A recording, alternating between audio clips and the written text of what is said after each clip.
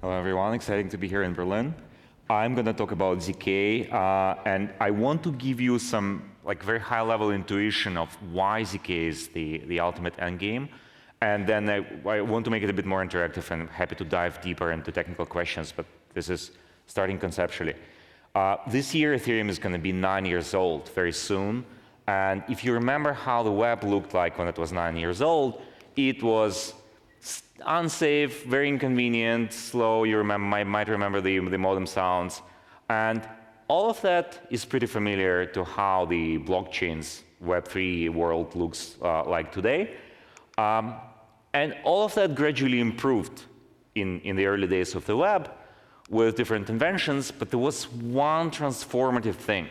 There was one very specific idea and technology that made web widespread, that enabled us to move our lives online. And to explain why, we can remember the internet cannot run on a single server.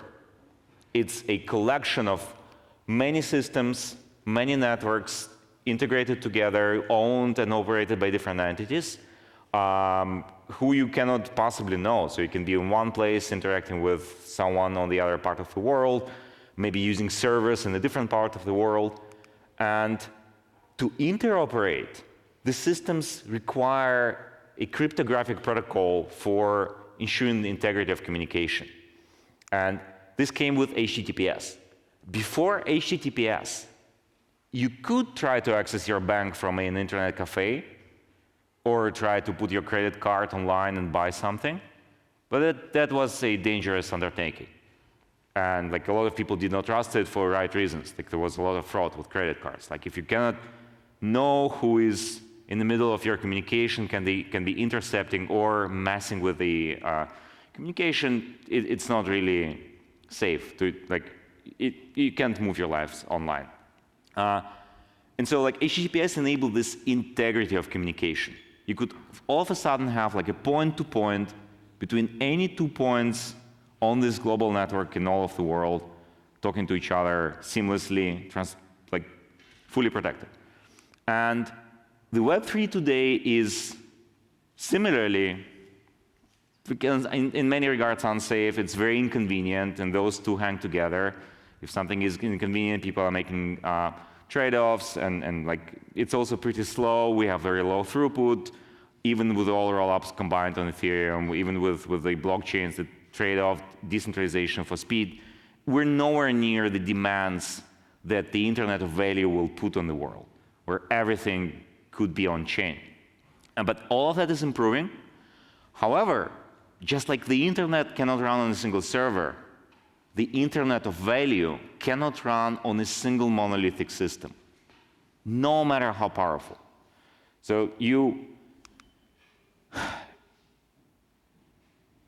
it must be a collection of different systems for various reasons. For technical in the first place, just because it's physically impossible to do all of the computation required for blockchains in a single-threaded environment or even a multi-threaded environment with lots of interdependencies, but also for political reasons and social reasons. The Web3 is characterized by ownership, and different people will own different parts, and there will be a large collection of very decentralized systems, very heterogeneous systems. And in a perfect multi-chain world, we would be able to transact just like on the internet, having a user on any of the chains, any of these networks, sending transactions and value and messages back and forth from their chain to any other chain, to any address on any of the other chains. Just like you can send an email from your address at your domain to any other address, any other domain. And it's end-to-end encrypted. And what stops us from having it today, in today's multi-chain, is the lack of trust-free interoperability. So all of the bridging protocols today don't really work like bridges. When you think of a bridge, it's something that connects two pieces of land.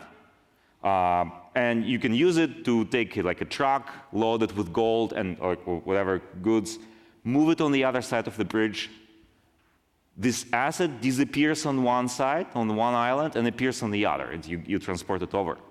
This is not how the bridges work today. The way they work is you park your asset on one side of the bridge, someone holds custody of it, and then someone gives you some assets on the other side.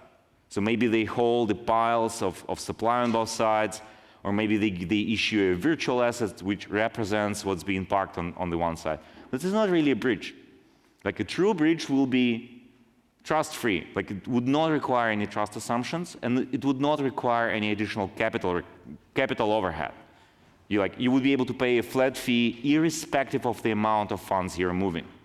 This is not what's happening today. All the bridges, like if you think of the bridges between the L1s or bridges between L2s on Ethereum, like bridges that facilitate faster withdrawals from optimistic rollups, you have to pay a very significant percentage because the actual bridging is not happening. You have someone doing it for you and someone holding the capital there to facilitate this, and they have the capital costs. But so like this approach is compromise either scalability, if you have to verify everything that's happening on all of the systems, or they compromise trust. And then you have compounding corruption of trust from one system to the other, and you cannot really scale. You can't build the internet. But if we had one transformative invention, something like zero-knowledge proofs, we could have a cryptographic protocol that guarantees the integrity of computation. So if HTTPS provided the integrity of communication, the zero-knowledge proofs provide the integrity of computation, and we actually have it now. Like what's happening is that these protocols are getting more and more mature from year to year, and they enable us to build this world where many chains can directly transact to each other. So to give you a technical overview, like to dive a little deeper, how it actually works, we have to consider recursion. Like you are probably all familiar with the concept. We start with a single transaction. We can generate a zero-knowledge proof of validity of this transaction. It's a small piece of data, just maybe 1 kilobyte in size, that guarantees that the transaction was done correctly. And then we can put a lot of these proofs together and recursively combine them into a proof of proofs. And then we combine the proofs together until we get a proof of a single block that can contain arbitrary many transactions. It can be thousands or even millions of transactions, depending on how efficiently you can parallelize the block production. And then this is a block of one single blockchain. So you can take many blocks from potentially many different blockchains, and you repeat the process.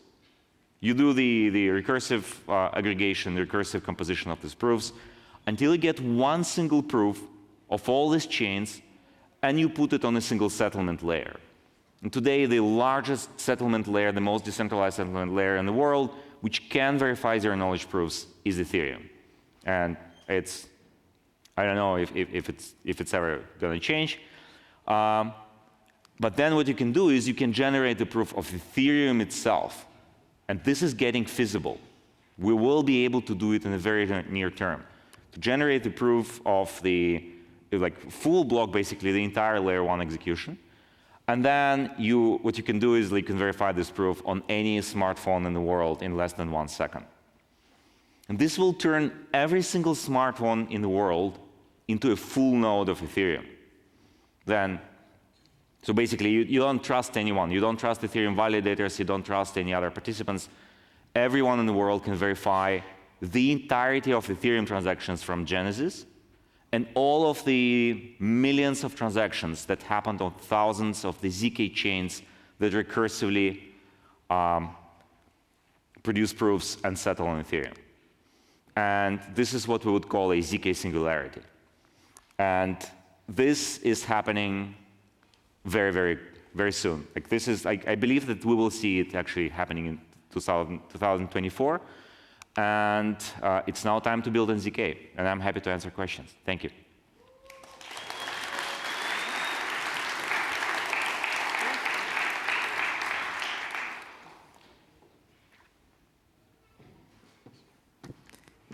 Hi.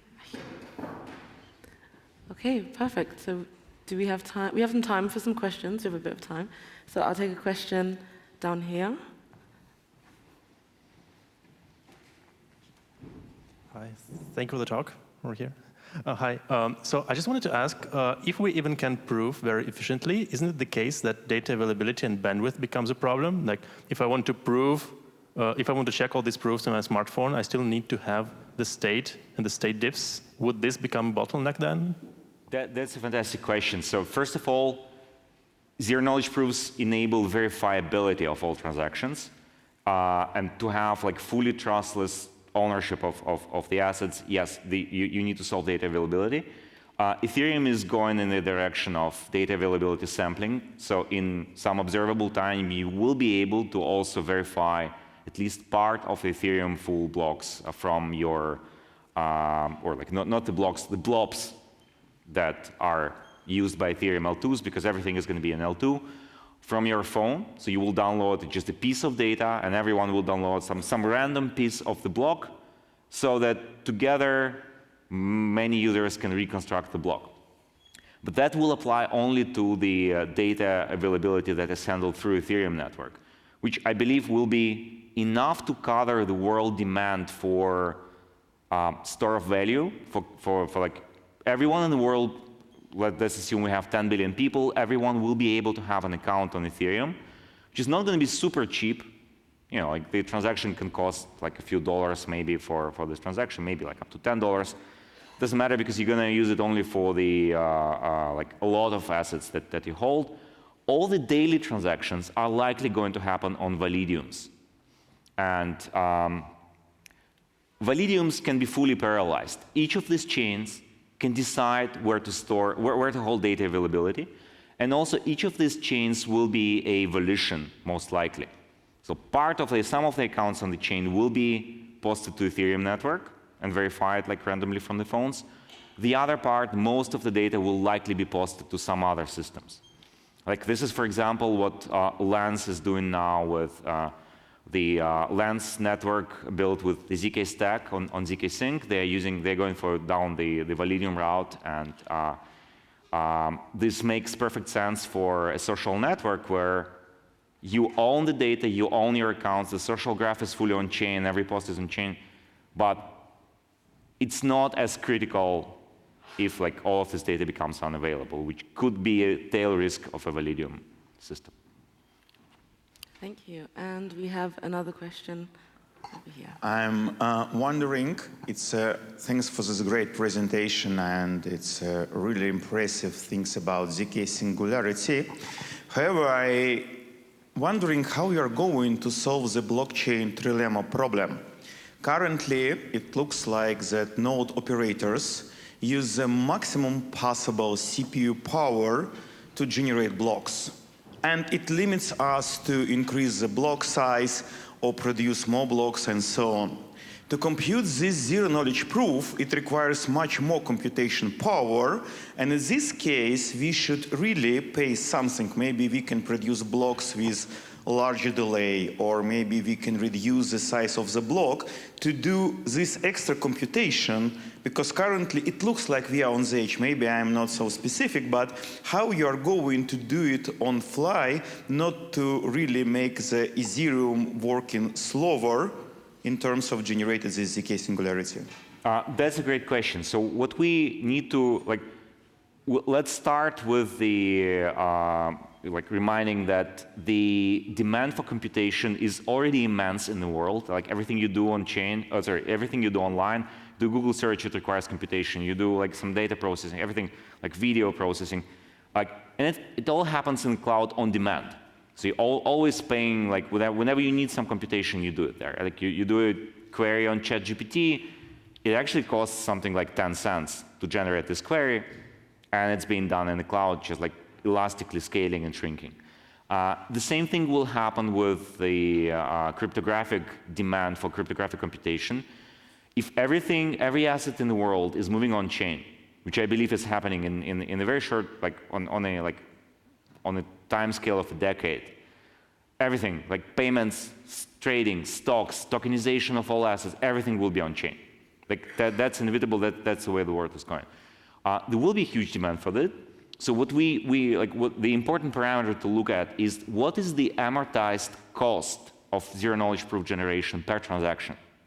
And if we look at the costs today on Ethereum L2s, it's quite low. It's like under 1 cent already today. And we know that there are a couple of new breakthroughs coming, both on the proof system side, that will give us probably a 10x improvement, as well as on the hardware side, which can give us another 10 to 100x improvement. So we're going from 1 cent to 0.100100001 cent, which is probably going to be more than enough for financial or quasi-financial transactions. Maybe not yet for like, I don't know, like some super tiny micropayments, but that will happen down the line. So what's important is like it's a very small cost per transaction. And the proofs can be generated on any GPUs, and in the future we'll probably have these hardware accelerators, right? So we have enough supply of GPUs in the world to handle that. With all the surge in demand for AI-based compute, the supply of computation providers will only keep increasing. And the ZK proving will massively contribute to that. Like Vitalik has had a post, I think 2 days ago, like reinforcing this idea. Like in 10 years from now, everything is going to be ZK. Every single L2 on Ethereum will have to either embrace ZK and upgrade to it in one way or another, or will just become irrelevant. And I just think it's relatively hard for existing systems to just embrace something. Like most likely they will have to build new versions from scratch embracing some ZK tech, and then ask the users to migrate, rather than trying to upgrade things in place. But eventually everything is ZK, all the assets in the world are on chain, and everything is being proven in the cloud. Okay, so we have time for a few more questions, and I see you up there. Hi, quick question here. In the world up here, in the world you described, where is ZK Sync actually playing the role? So maybe this last sentence you just mentioned. Oh, that's an amazing question. So like what I believe, if you're asking me about like how the ecosystem will look like, to give my prediction, I think that we will have just a few ecosystems forming that can implement this vision. Like this vision is not possible to build on top of existing heterogeneous chains. It's not possible to say like, oh, we're going to build a layer that connects all of the existing rollups or like existing external chains. That is not how it's like, that won't work, because you won't be able to implement this seamless bridging between the different systems. So what will happen instead, there will be ecosystems that understand this vision and that will be working towards it, and they will be like, and the ZK Sync is one of them, and I think we will be the first one to actually make this reality, with several dozens of chains already building ZK chains in this ZK Sync network, like chain of chains, the network of networks. The upgrade that is happening, like the next upgrade to version 24, which is happening on chain on ZK Sync, will enable the shared bridge and will enable those chains to build directly on this shared bridge. So like all of the assets will be still in single contract on Ethereum, and all of the movements of the assets will happen basically just in the Merkle trees. You will not need to transfer anything on Ethereum. The reason you cannot connect external chains with a separate layer is because you have a native asset, such as ETH. You might have other native assets on those chains, and they are currently residing in smart contracts on L1. And you cannot just say, oh, the asset is on this smart contract on L1 on Optimism, but somehow I'm going to use it on Arbitrum and it's going to still be a native asset. Like you need to figure out a way to move it from this layer 1 contract locked there to this other one. And that's just not going to work. Like you need to build it from scratch, and this system will grow from scratch. So what I believe is ZK Sync will lead the way, and there will be maybe 1 or 2 more these big ecosystems of chains that will then like basically compete in a good way and try to improve these technologies. And this is what will comprise the Ethereum ecosystem. The Ethereum will be like a big network of networks of the ZK chains. Okay, Please. yes. We have... I can just ask you. Sure. Gareth from Cointelegraph. I'm just curious. You talk about 3 or 4 big players. Starkware are developing recursive proof technology. Polygon has their ag layer. Very similar technologies. Do you see synergies between them, and does the ecosystem need 3 or 4 of these technologies to drive forward? So I'll repeat the question. The question is like there are multiple different players already working on similar ideas. If I see them, if like, what's the question? Do they complement each other? And Do they complement? No. Like I think all of them are working towards their own version of this universe, like of their own like ecosystems with interconnected chains. I actually don't know that too many are working on this. Like there are only a few, and what I think is happening, like I believe back to this discussion with Vitalik 2 days ago on Twitter, a superpower of Ethereum is that it's a permissionless network where teams can build and innovate freely without asking anyone for consent or without asking for funding from this one specific organization, from EF or from whoever. And it leads to innovation and some like friendly competition between the teams, like a race to be the first one to build something great. This is amazing. This makes Ethereum extremely powerful. And this is why the L2-centric roadmap worked. And the original idea of sharding, which was like centralized, let's have like central planning, waterfall model, like this is how it's going to work, that did not work as well as this like decentralized world. And for the same reasons, I believe that these ecosystems will compete, and the network effects of these ZK ecosystems are much greater than the network effects of a single L2. So the L2 list, as like what we see now on L2bit, is not going to exist in this form anymore. There will be like a few like ecosystems with like very stable, very mature code base that is like heavily audited, very well like crowdsourced secured, etc. And that is actually trustless. So the individual teams launching L2s cannot screw users. What's happening today is like you can launch an L2, not have fraud proofs, have like a 1 of 5 multisig controlling the upgrades, and call yourself an L2 on Ethereum. Like that's nonsense, really. Like this is not how it should be. It should be the other way around. Like you have a few big established tech stacks, and then anyone can indeed permissionlessly launch their own L2, but the team, you don't have to trust that particular team. The trust should be solely with Ethereum, open source code, and math. And this is how the Ethereum future is going to look like. Thank you. Thank you.